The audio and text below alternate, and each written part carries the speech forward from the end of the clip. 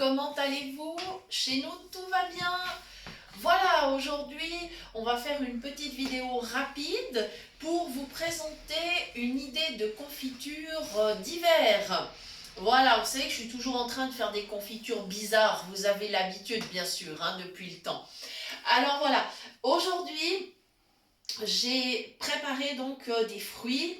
J'ai préparé très exactement 4 kakis, 4 oranges et j'ai besoin d'1 kg de sucre gélifiant puisque j'ai donc 1 kg de fruits et il me faudra donc l'équivalent, c'est-à-dire 1 kg de sucre parce qu'avec le sucre gélifiant, on doit mettre l'équivalent en poids.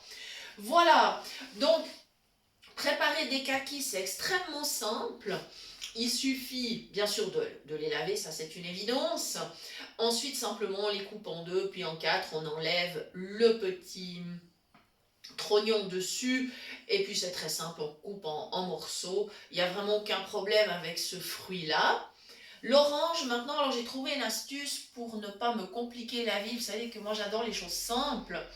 Alors du coup, au lieu de me casser la tête à éplucher, ce que j'ai fait, j'ai simplement coupé mes oranges en 4 et une fois qu'elles sont coupées en 4, eh bien je tourne chaque quartier dans l'autre sens et en fait l'intérieur, la chair se détache très facilement, ce qui me permet de le faire avec facilité et de gagner du temps. Voilà, donc les fruits, ils sont déjà dans ma casserole. Donc maintenant, mon kilo de sucre gélifiant que je vais ajouter avec prudence.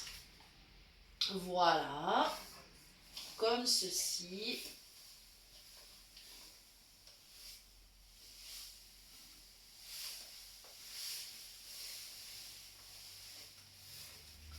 Voilà, voilà. Voilà. L'emballage, je crois qu'il est légèrement plastifié, donc je ne pourrais pas le mettre dans la poubelle des papiers, malheureusement. Alors c'est pas grave, pas le choix. Voilà, je vais devoir l'embarquer dans la poubelle du ménage. Voilà, je vais prendre une petite précaution par rapport à ma plaque de cuisson, étant donné que je viens de mettre le sucre.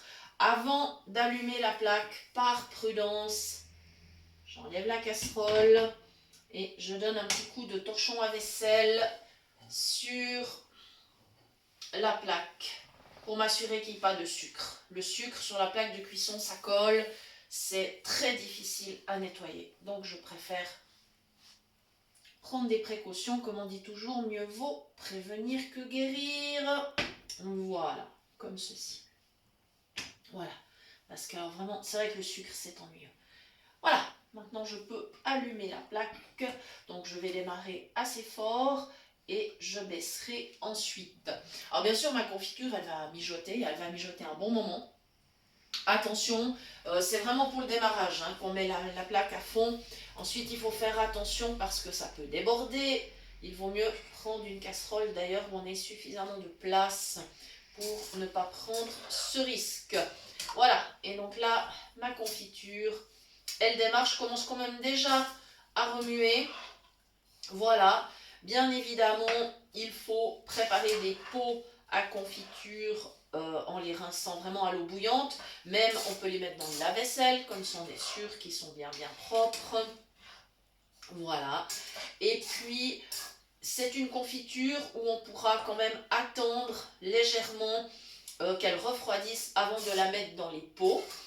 Alors après, il y a, bon, cette confiture-là contiendra finalement pas mal de sucre, elle se conservera bien, mais si vraiment vous avez des doutes ou si vous avez peur qu'elle ne se conserve pas, vous pouvez encore stériliser les pots 1 heure au four à 100 degrés. Voilà, et bien sûr, une fois ouvert, votre pot de confiture, il faut le conserver au frigo, c'est beaucoup plus prudent.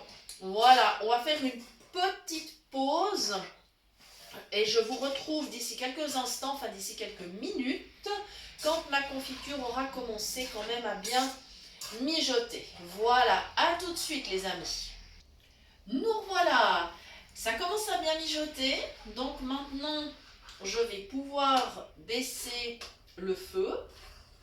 Et je vais laisser comme ça en remuant de temps en temps pendant en tout cas 3/4 d'heure, peut-être 1 heure. Alors, qu'est-ce qui me dira si c'est cuit? Eh bien, j'ai préparé sur mon plan de travail une assiette. Dans cette assiette, je pose à chaque fois ma spatule.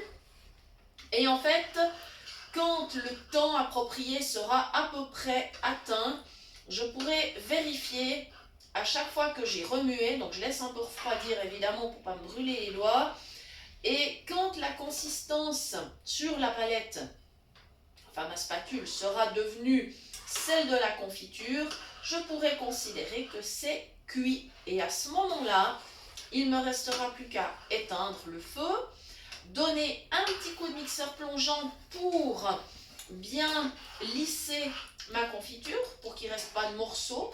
Après, si vous souhaitez qu'il reste les morceaux, bah vous ne le faites pas, hein, c'est aussi simple que ça. On est évidemment entièrement libre. Voilà. Et puis ensuite, il ne restera plus qu'à remplir les bocaux. Maintenant, au niveau des arômes, eh bien, si on souhaite encore ajouter quelque chose tout à la fin, on pourrait mettre du rhum. Ça se marie très bien avec l'orange et le kaki, pas de souci. Donc on pourrait tout à fait faire ça. On pourrait aussi mettre de l'essence d'amande amère, qui est vraiment délicieuse aussi. Voilà, ça c'est vraiment comme on veut, c'est des petites suggestions. Après, avec l'orange, on peut évidemment aussi mettre de la cannelle. Ça va aussi donc avec le kaki, puisqu'on est quand même à l'approche des fêtes. Hein. On est entré dans le temps de l'Avent. Voilà, ça c'est comme vous avez envie. Voilà, la vanille bien sûr est aussi possible. Voilà, simplement ne mettez pas tous ces goûts à la fois, hein, ça serait un petit peu dommage. Voilà, mais vous pouvez sans problème encore à la fin aromatiser votre confiture d'orange et de kaki. Voilà les amis, eh bien merci d'avoir suivi cette recette. Je vous rappelle comme toujours que vous pouvez nous écrire à notre adresse mail cuisinepratique@mail.ch et que nous vous répondrons dans les plus brefs délais avec le plus grand plaisir. Encore merci pour tous vos messages et nous vous disons à bientôt pour de nouvelles idées cuisine.